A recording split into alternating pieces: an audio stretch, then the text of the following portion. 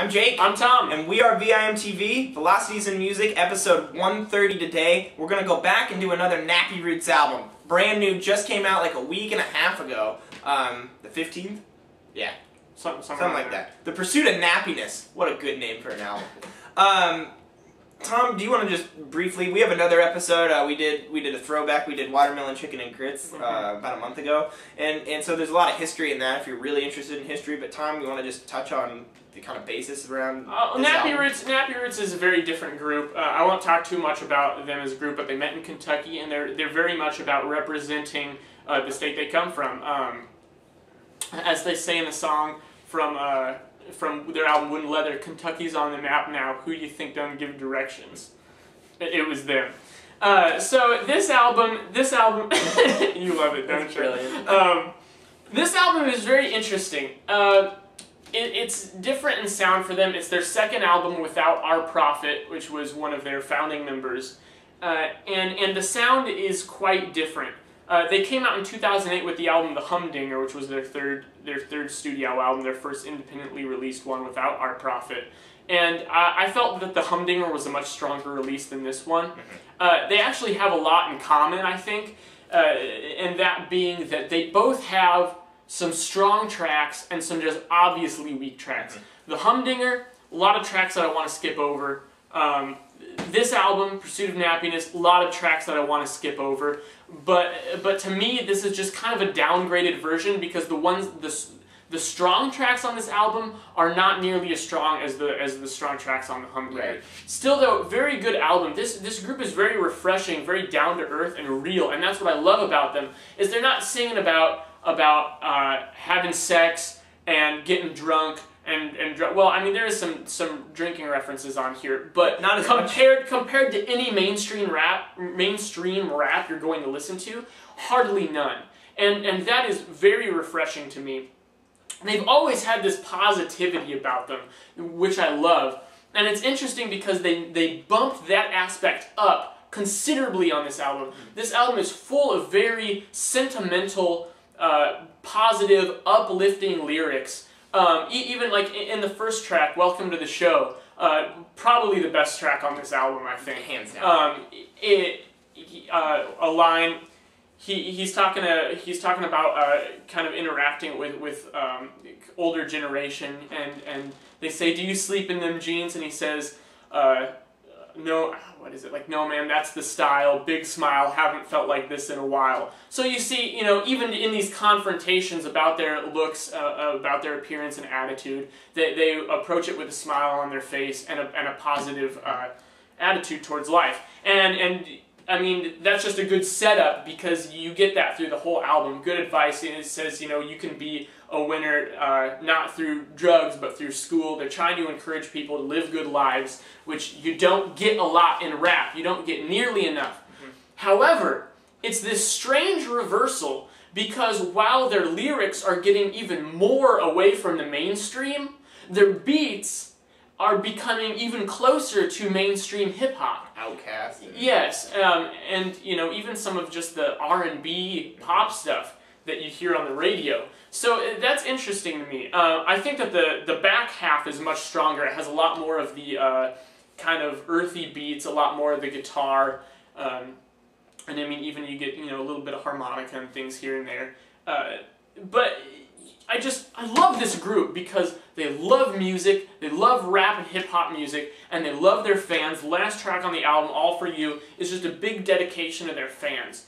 And, they talk about how much they love talking to their fans, how they answer their own MySpace, how it's very important to them. And, I mean, in this world of corporate music BS, that is so good to hear, honestly. Whereas it doesn't save some of the things on here that I think are a little disappointing, it's still, at least the attitude is still fresh, still classic Nappy Roots. Tom and I are in big agreement on just about every aspect of this album. So I'm not going to be able to say very much because you already said everything. One thing that that really bothered me is I like the message that Tom was talking about because I felt the same way, and it really fits with that album title, The Pursuit of Nappyness. Yeah. And what they're doing is they're branding being a good person with nappiness. Yeah. These guys are kings at branding things. Vertical grill, like they Grandma know, Ye. right? They know what they're doing, and the Pursuit of Nappyness does that. And now one thing, I like that, but I think that this album, Tom mentioned how they're using all these, you know, hip hop, R&B, almost even dance club kind of. Same thing Modest Yahoo did in his new album Light, where it's just over commercialized and just corporate hip hop, and you know, I don't. On top of that, like, I don't dig that, but on top of that, like, this album is completely devoid of what makes Nappy Roots just authentic. So couple that production with the fact that a lot of the lyrics don't talk about Kentucky, don't talk about how they lived their lives when it was so simple back in the old days, back on Watermelon Chicken and Grits. Look at that album. They're looking more forward. Yeah, it is, and it's more. It's almost like this is a motivational speaker's album, and not your cheesy motivational speaker, but like this is a very motivational album. Whereas before it was, I guess, motivational in a different sense. It was more just appreciate your surroundings, and you could just tell that these guys just loved their lives and loved where they come from, and that I thought was it just made it so authentic. You know, you could not deny that Nappy Roots, that they're Nappy Roots. You can't deny. And now anymore, I mean, that's starting to be Nappy Roots. Like, it's almost not fitting to the music, the name of the band. Yeah. And that's something that I would be concerned about going forward with this band. See, I think it's interesting because the big question is where to put the blame. Now, I mean, that makes it sound like a horrible album. It's not a horrible album. It's not. But the few things that are wrong with it, I think, is largely the production.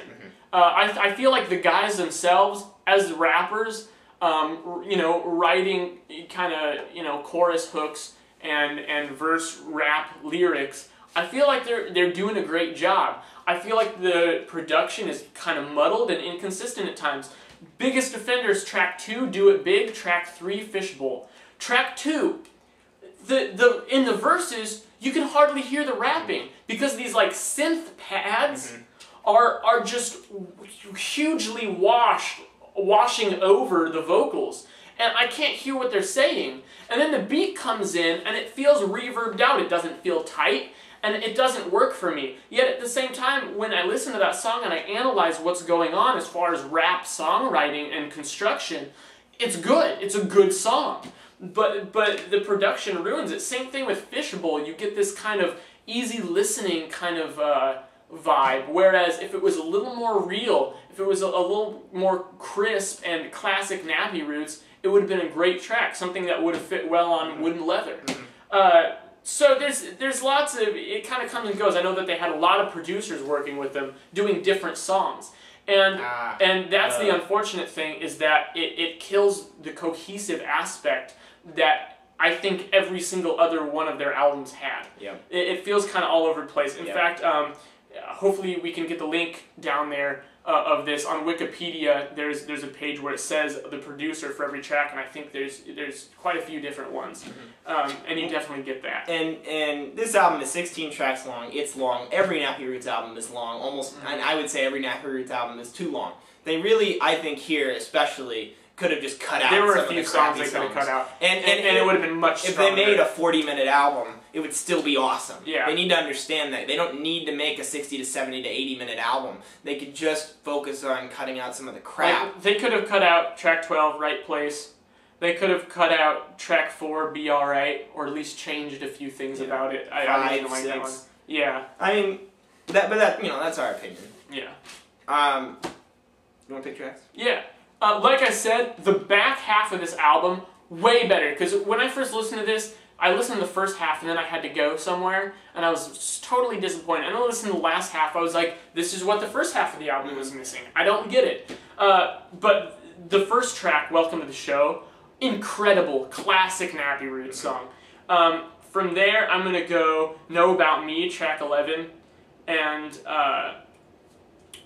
probably track 14, Paint a Picture. That one sounds kind of like The Roots. That's really the only track that does. But really, those are the three strongest. But I think that the last like 4 songs are all really good. I liked Welcome to the Show, track 11, Know About Me, and track 9, Live and Die. all 3 old school Nappy songs. Go ahead and rate it, man. Oh crap. This is tough because there's a lot of good things and a lot of bad things, and it's hard to tell where they even out to balance on the scale of things. But you know, I still just love listening to this group. I still just even if it's just very enjoyable to listen to. I'm gonna go 72. Cool. I'm gonna go 68. I think that these guys could. Normally, I reserve my 60 range for albums that I think are just really like good listens, but they're missing something that's keeping it from really getting up there. And they could have cut some tracks out. Yeah. And I think that's honestly in this day and age is just unacceptable to have a 60-minute album that 15 or to 20% or to 25% of it is just crap. I think that you have to be better than that. So yes, I like this album. I will definitely come back to it. Definitely recommend it. Yeah, same here.